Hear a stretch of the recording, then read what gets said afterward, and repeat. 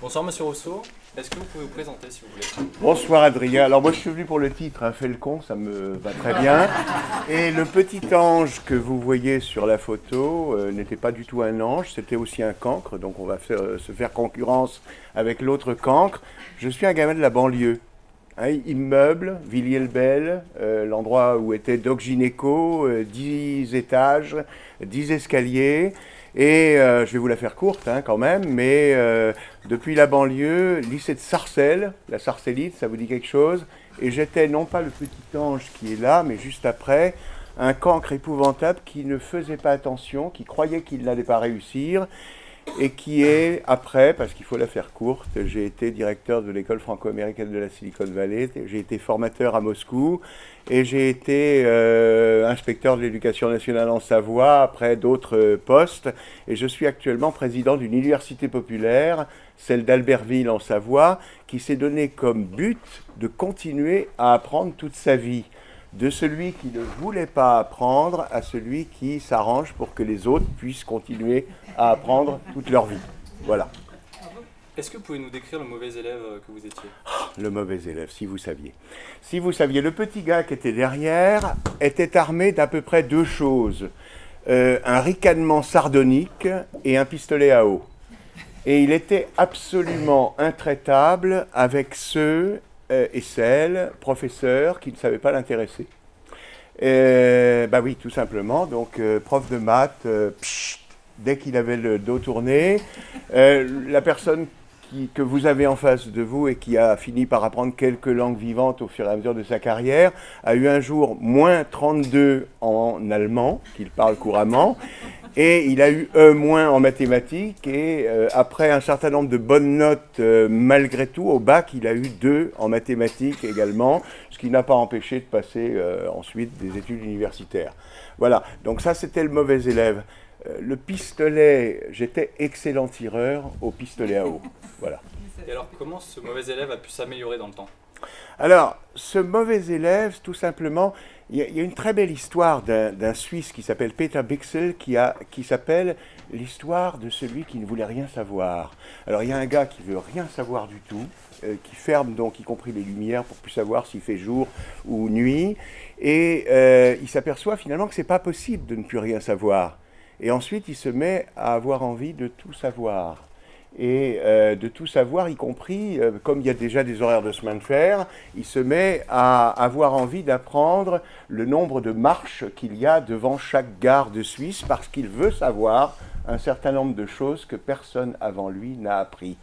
Je me suis dit que finalement, apprendre, c'était hyper intéressant, mais ça, je m'en suis aperçu seulement, un petit peu peut-être, c'est ce qu'on espère pour vous, en rencontrant des gens. Il y a un très beau film qui s'appelle Rencontre avec des hommes remarquables. Alors, c'est pas qu'on est des gens remarquables ce soir, hein, mais en tout cas, ce qu'on aime bien, c'est on apprend avec des gens qui vous marquent. Moi, j'ai appris l'anglais parce que le prof d'anglais avait une fille dont j'étais amoureux, donc c'était une bonne raison. Et puis ensuite, j'ai appris la philosophie parce que j'ai rencontré des gens qui étaient philosophes. Et moi qui ai eu E- en mathématiques, je me suis passionné pour l'histoire passionnante du théorème de Fermat, je vous le conseille, sur laquelle l'Université populaire d'Albertville en Savoie a fait très récemment une conférence, et j'ai trouvé ça absolument génial. Le théorème de Fermat. Voilà. Qui connaît le théorème de Fermat? Bon, vous avez tort, et l'histoire de la découverte du théorème de Fermat est une histoire absolument géniale. Je continue? Vous êtes devenu inspecteur de l'éducation nationale plus tard.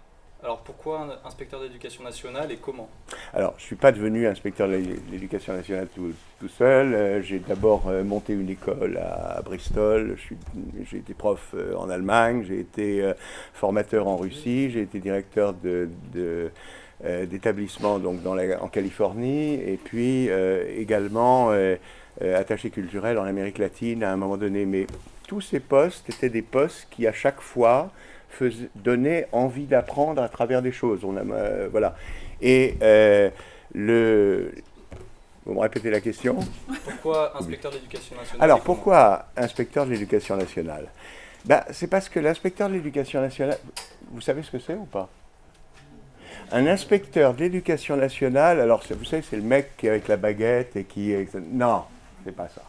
Un inspecteur de l'éducation nationale, c'est quelqu'un théoriquement à qui on dit, voilà, on te donne un bout de terrain, et ce bout de terrain, tu vas tâcher de faire que le niveau de savoir qu'il y a sur ce bout de terrain et de capacité des gens qui sont chargés d'enseigner, ce niveau puisse s'améliorer. C'est ça. Donc il y a impulsion, il y a animation, il y a formation, il y a conseil, il y a contrôle et il y a évaluation. Et moi je suis resté le mauvais élève que j'étais. Et en fait, ce qui est très intéressant quand on est inspecteur de l'éducation nationale, alors je vais vous raconter une anecdote, c'est absolument génial. Un de mes collègues était dans le fond d'une classe à un moment donné, et un gamin se met à bâiller. Et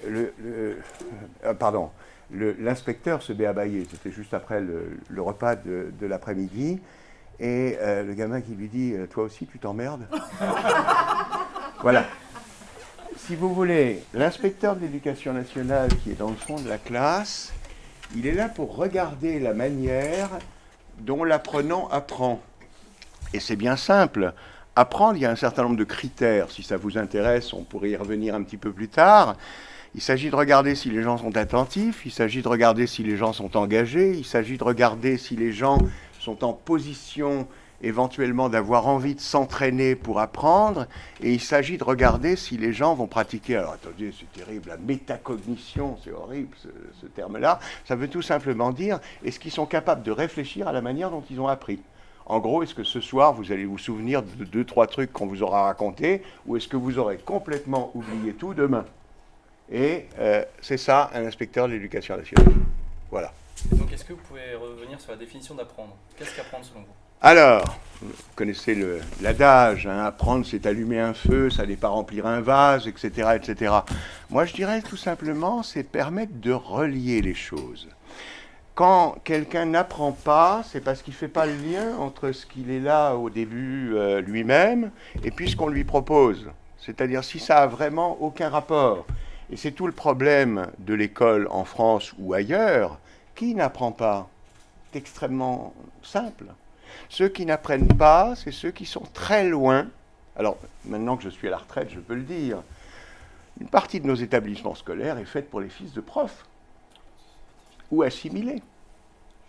Et si on n'est pas exactement fils de prof, c'est-à-dire si on n'a pas exactement, allez, à peu près les habitus que vous devez avoir pour la majorité parmi vous, eh bien, on a du mal, parce que le savoir qu'on vous donne, il n'est pas du tout en relation avec ce que vous êtes. Donc, apprendre, c'est tout simplement faire le lien entre ceci, ce que vous êtes au départ, et cela. Et si ça peut durer jusqu'à votre âge, et tout le charme d'une université populaire, c'est de se dire on va apprendre tout au long de sa vie. Et ce qu'on essaye de faire, c'est que justement ce lien ne soit pas brisé et que même quand on est un pépé, ce qui est mon cas, eh bien on continue effectivement à avoir envie d'apprendre et à apprendre. Et alors, est-ce que vous avez mené des actions concrètes en tant qu'inspecteur de l'éducation nationale? Non, j'ai rien fait. Non, mais alors... Oui. Alors, je ne vais pas vous la faire non plus complètement.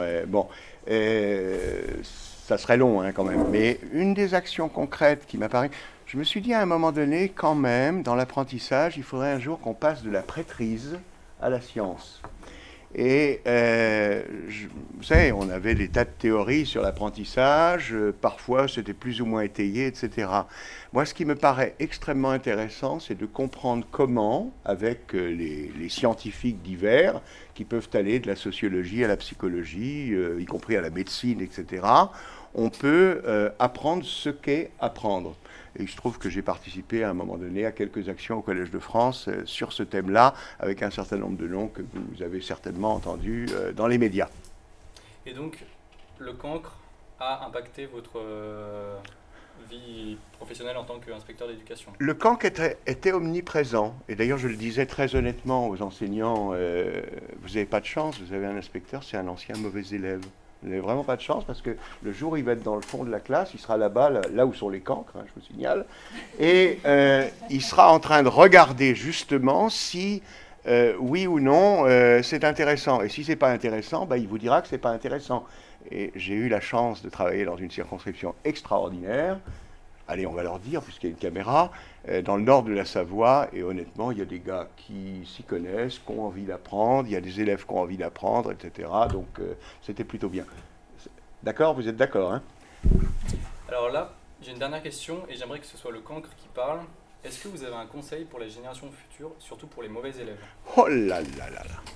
Alors, non. C'est pas un conseil pour les mauvais élèves, mais je l'ai noté parce que je me suis dit quand même que sinon j'allais oublier, parce que je suis quand même resté un peu mauvais élève à certains moments. Soyez imparfait et assumez-le. Parce que le problème de la société qu'on vous propose, qu'on nous propose à l'heure actuelle, c'est de vous dire qu'il faut être absolument parfait en tout. Regardez, moi j'ai des kilos en trop, j'ai une dent qui me manque là, qu'il faut que j'aille me faire soigner, et j'ai plein de choses auxquelles je suis incapable de répondre si vous me posez la question. Soyez imparfait, parce qu'en étant imparfait, c'est une chance, parce qu'il n'y a que la machine qui est parfaite, et comme très bientôt on va vous la mettre sur le devant de la scène, vous aurez des choses parfaites qui seront des machines. La seule chose qui nous fera humains, c'est l'imperfection.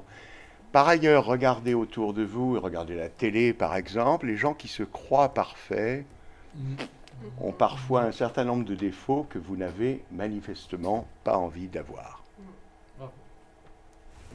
Merci. Ah bah l'échec, c'est que j'ai redoublé ma quatrième et ma troisième. Parce que vous êtes rattrapé à un moment donné. Le petit ange qui était là, qui avait effectivement le sourire juste pour faire plaisir au prof à ce moment-là, il s'est quand même aperçu à un moment donné, bon c'est vrai que quand on est en cinquième, les filles c'est plus intéressant que les maths, il s'est aperçu qu'il fallait bosser un minimum. Et que si on n'arrivait pas à bosser un minimum, en fait on n'apprenait pas. Et donc il a fallu 2 fois pour échouer, quatrième et troisième. Et dans votre tête d'enfant, ça s'est passé comment pour rebondir? C'était quoi l'idée Ah, de rebondir si je vous le disais. plutôt que de partir? Si je vous le disais. On m'a donné le choix, on m'a dit écoute c'est bien simple, tu... Pardon, désolé. Ça, c'est le mauvais élève. C'est le mauvais élève hein, qui... voilà. Pardon. Excusez-moi. On m'a dit c'est très simple, tu as deux solutions. Soit on te met chez les maristes, les frères maristes, vous avez un peu la trique et plus si affinité visiblement ces derniers temps. Et soit on te met dans un collège militaire. Et on m'a mis dans un collège militaire qui est le collège militaire du Mans, puis le collège militaire d'Autun. Et étonnamment, le rebelle que j'étais a trouvé exactement ce qu'il lui fallait. Il fallait quelque chose qui me permettait de m'opposer.